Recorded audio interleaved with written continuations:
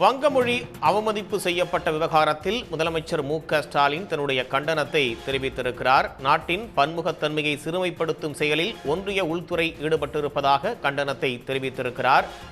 வங்கமொழி அவமதிக்கப்பட்ட விவகாரத்தில் ஒன்றிய அரசுக்கு முதலமைச்சர் மு.க.ஸ்டாலின் தன்னுடைய கண்டனத்தை பதிவிட்டிருக்கிறார். ஒன்றிய உள்துறையின் கீழ் செயல்படும் டெல்லி போலீஸ் வங்கமொழியை வங்கதேச மொழி என்று குறிப்பிட்டதற்கு கண்டனம் தெரிவித்திருக்கிறார்.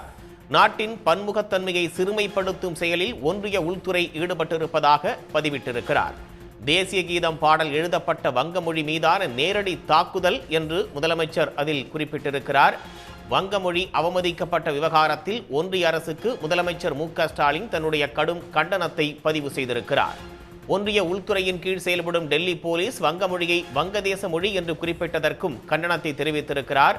நாட்டின் பன்முகத்தன்மையை சிறுமைப்படுத்தும் செயலில் ஒன்றிய உள்துறை ஈடுபட்டிருப்பதாக அவர் தெரிவித்திருக்கிறார். தேசிய கீதம் பாடல் எழுதப்பட்ட வங்கமொழி மீதான நேரடி தாக்குதல் இது என்றும், டெல்லி போலீசார் அறிக்கை தவறுதலாகவோ கவனக்குறைவாலோ வெளியிடப்பட்டது அல்ல என்றும் முதலமைச்சர் கூறியிருக்கிறார். வங்கமொழி அவமதிப்பு செய்யப்பட்ட விவகாரத்தில் ஒன்றிய அரசுக்கு முதலமைச்சர் மு.க.ஸ்டாலின் தன்னுடைய கடும் கண்டனத்தை பதிவிட்டிருக்கிறார்.